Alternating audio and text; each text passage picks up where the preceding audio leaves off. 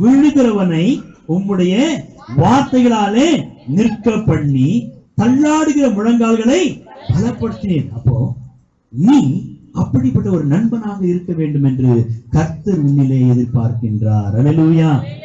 உனக்கும் எனக்கும் யோபு போல பிரச்சனையா சொரிஞ்சிக்கிட்டு இருக்கும். பாடுகள், உபத்திரவங்கள், துக்கங்கள், வியாதிகள், கடன் தொல்லைகள், அவமானங்கள், நிந்தைகள், தனிமைகள்.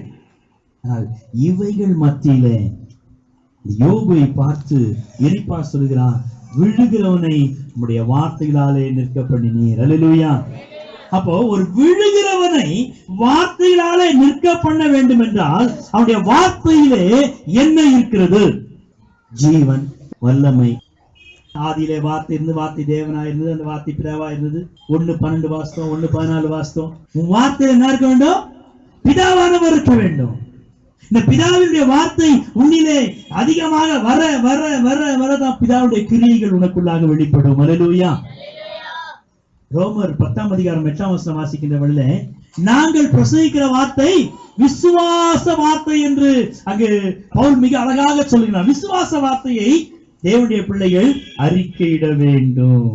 1 கொரிந்தியர் 12ஆம் அதிகாரம் 2ஆம் அதிகாரம் 13ஆம் வசனம் வாசிக்கின்றவர்கள, அது பசுத்த ஆவியினுடைய வார்த்தை என்று வாசிக்கின்றோம். 2:13 என்ன வார்த்தையா? பசுத்த ஆவியானுடைய வார்த்தை. உனக்குள்ளாக உன்னுடைய வாயிலிருந்து வரக்கூடிய வார்த்தைகள். அப்போதுதான் வியாதியில, கஷ்டத்துல, நஷ்டத்துல கூட நீ என்ன செய்ய முடியும்? பிதாவுடைய வார்த்தைகளை நீ பேச முடியும். ஆவியானுடைய வார்த்தைகளை நீ மற்றவர்களுக்கு சொல்ல முடியும். அல்லேலூயா. இந்த வார்த்தைகளையே யோபு பேசிக் கொண்டிருந்தார். அல்லேலூயா. யோபு இதை பேசி என்ன பேசினானா பாருங்க. பிதாவுடைய வார்த்தைகளை பேசினானா. 16ஆம் அதிகாரம் யோபு 16:5 வாசிப்போம். 16:5 ஜோப் 16:5 16:5.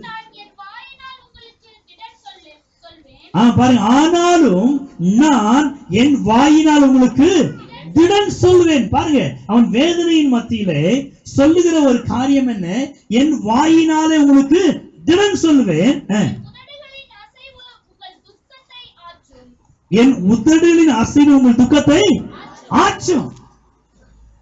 யார் துக்கமா இருந்து? யோபுவா, நண்பர்களா? யாரு? மெயின் துக்கம் யாருக்கு? ஆமா, அவங்க ஏதோ கடமைக்காக வந்தாங்க. அவங்க துக்கத்தோட வரல. அவங்க பாருங்க, அந்த அதிகாரம் படிச்சு பாருங்க. அவனை பத்தி ரொம்ப கேவலமா பேசுறாங்க. உனக்கு வியாதி வந்து ஏன் தெரியுமா?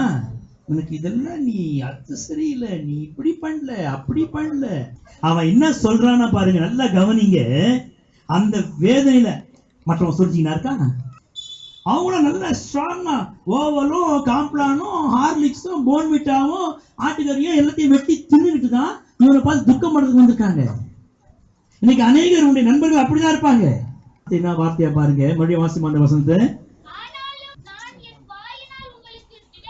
உங்களுக்கு திடன் சொல்வையா. பாருங்க, அதுதான் உனக்குள்ள எனக்குள்ள வேணும். நீ வேதனைகள் மத்தியில மற்றவர்களுக்கு திடன் சொல்ல வேண்டும். உன்னுடைய வாயின் வார்த்தைகள் அப்படியா இருக்கணும். இந்த வாயின் வார்த்தைகள் கர்த்தர் உன்னில அப்படி எதிர்பார்க்கிற. நீ யாருக்கு திடன் சொல்ல வேண்டுமா? உனக்கு ஆறுதல் சொல்ல வருவாங்க, ஆனா உன்னை என்ன செய்வாங்க? குத்தி குத்தி பேசுவாங்க.